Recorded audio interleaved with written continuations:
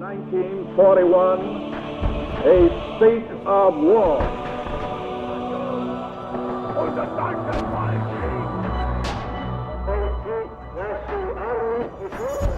What General Vagon had called the Battle of France was over.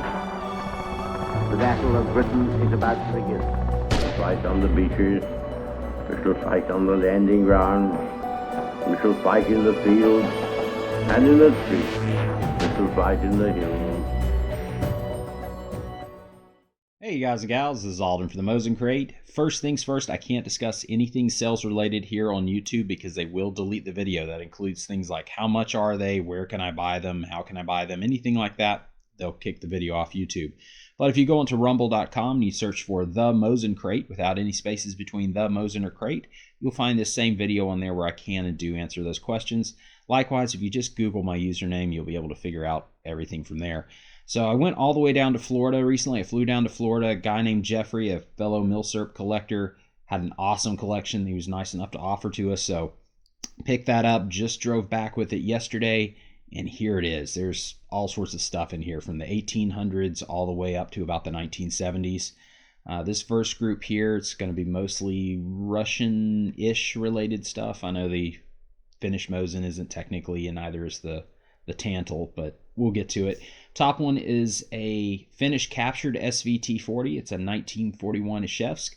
Below that we have a 1898 dated M91 Mosin Nagant. So that's an antique, which is pretty cool. We have a Finnish 2830.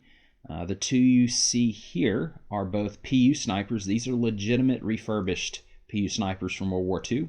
We have a Russian SKS, a Polish Tantal, and then we have a Russian AKM semi-auto. So this top one, again, this is a Finnish captured 1941 Ishevsk.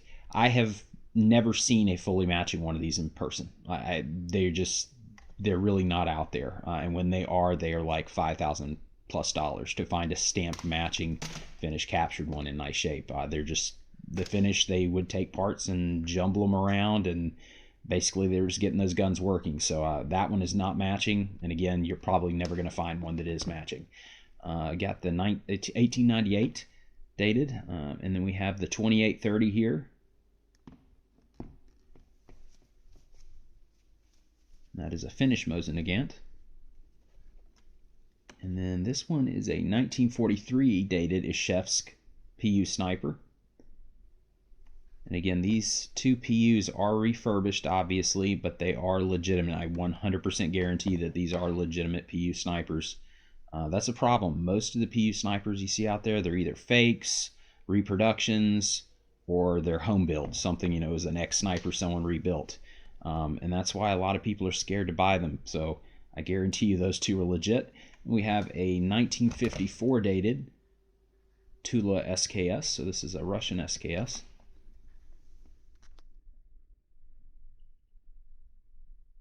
And then below that, we've got a Polish Tantal build, which I completely skipped over. I'm sorry about that, guys. We'll get back to it here in a second. I think I was distracted by that Russian AKM.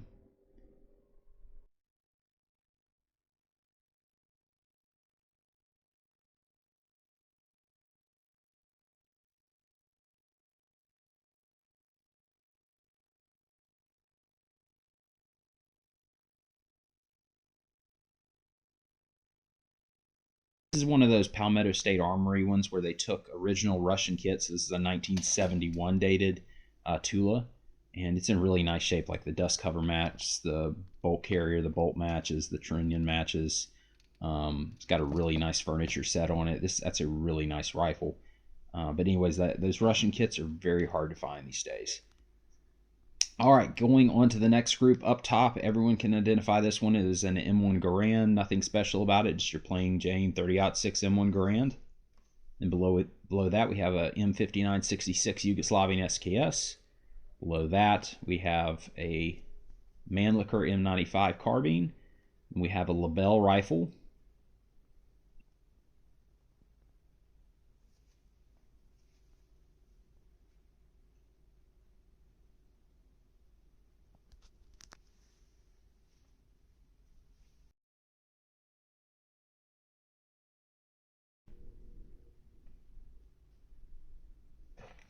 The Yugo SKS is going to be in 7.62 by 39, so same thing the AK shoots. And this Yugoslavian's in really nice shape, which isn't uncommon with these, but this one's got a really nice stock on it.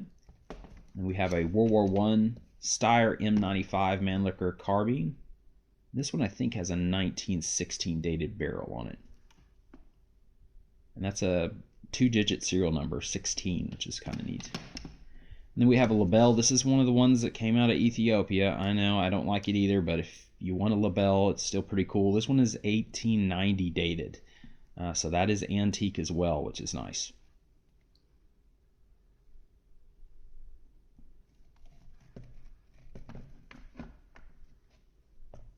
We have the French rifle, the Berthier, and then the carbine. And then below that we had the R35, I believe, the later Lebel that were cut down to shorter carbine length, one of those. Again, guys, I'm sorry, I'm kind of skipping all over the place here. Just trying to get, like I said, I literally flew down to Florida and then drove the 10 plus hours back here yesterday, and I'm just kind of scrambling to get this stuff up, so I'm not as organized as I like to be.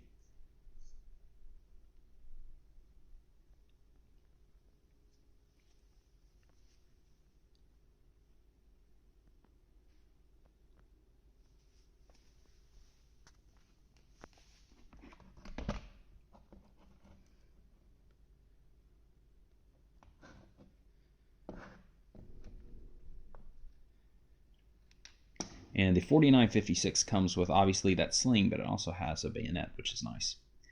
And then we've got a bunch of Mausers. So the top 4 are all going to be Russian captured K98Ks. This top one, I believe, is possibly a Vietnam bringback. There are no import markings on it. It has that really ugly, been in the jungle, humid environment patina on it. So that's what I'm thinking that one is. There's no bring back paperwork or anything like that, but my best guess is that's a Vietnam bring back up top.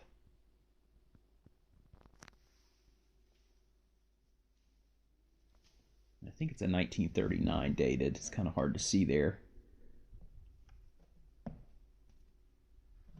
Yeah, 1939. Still fully functional, just very salty. Then we have an S code. I wouldn't call them uncommon, but they're not common either. And then we have a single rune. This is actually legitimate single rune. You may notice there's no Waffen amps on there. A lot of times people fake these SS concentration camp guns, obviously because they're worth a lot more money, but the ones that actually were made for the SS will never have the Waffen amps on them, at least from what I've seen. Then we have a BSW 1937. Again, very uncommon to find a BSW in any date.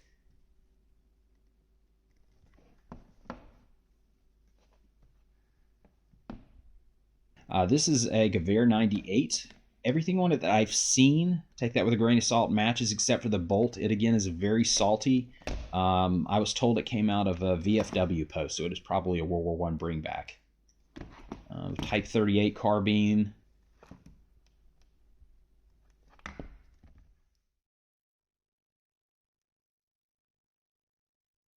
We'll just scroll down here again.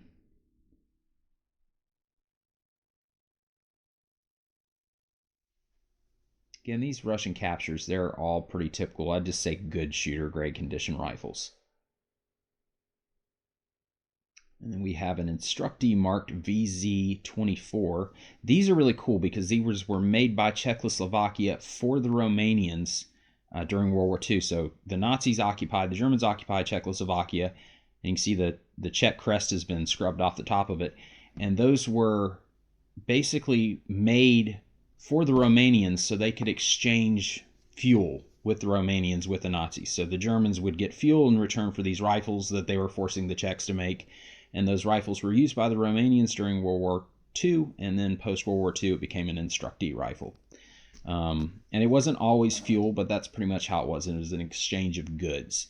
This bottom one here is a TS model Carcano, so Troop Special from 1916, which is neat. That Type 38 Arisaka carbine comes with the bayonet.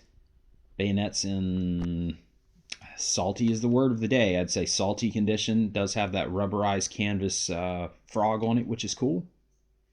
Look at some couple pistols here. A few pistols up top is a Polish P64. This one's actually in really nice shape. It does have the import marking on the side of the slide, but it's actually really nice looking, small import marking. This one does have a really nice trigger as far as P64s go, because normally the double action on them is worse than a Nagant revolver, but this one's actually pretty good. Cool little pistol, often referred to as the Polish Makarov, even though it is not a Makarov. It does shoot the same thing, 9x18 Makarov, but other than that, it's not a Makarov. Then we have a Tokarev TT33. See, this one has the import safety on it. Unfortunately, it's from 1939. Slide matches the frame. I believe this one is a Tula. I think I saw a star on there. If it's a triangle, it's going to be a Shevsk. If it's a star, it's Tula.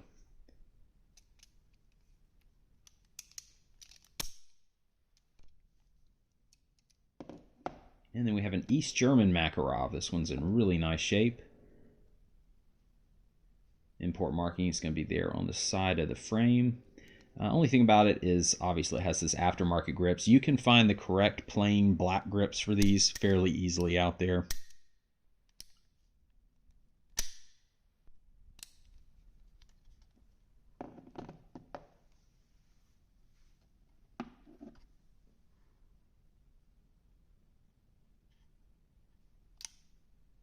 Then we have what I'd say a shooter grade. Most everything I've found on this, at least on the outside, is matching except for the magazine. Grips are likely replacements, if I remember right, from what I was told. But still a really nice shooter grade 9mm Luger from World War I. This one is British marked, so I'm not sure if it was captured or surrendered to the British during World War I, or maybe past that in World War II. And then if you're looking for a safe queen or a gem for your collection, you're not going to want this one. This is another Ethiopian Abyssinian treasure, I say sarcastically. This P08 Luger is by far the ugliest Luger I've ever had my hands on. I don't see matching numbers on them. I'm not sure if they're the original matching numbers. It does have a unit marking on the front strap there. I was told that this one is not very reliable. I don't know if it needs new springs or what. It's just dirty and ugly. But if you've always wanted a really ugly Luger, then there you go. And a few more things, and you'll find more details about this, especially on the Rumble video. I can't say anything here. I believe the top one is an Inland M1 carbine. Then we have a Polish Mauser. We have a Finnish captured 9130, a VZ33, a 1898 dated Swedish Mauser. And you can see here, this is an 1898 Liege, so this is a Belgian Nagant revolver, which makes it an antique because it's 1898 dated, which is neat.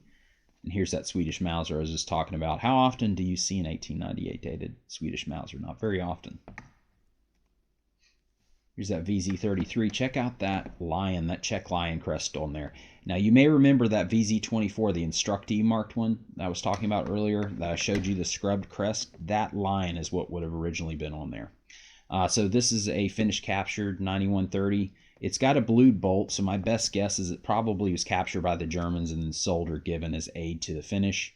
So that's another neat one. And then there, of course, is the 03A4 reproduction sniper. I'm not sure if it's a Gibbs or what it is, but it seems like it's been decently done.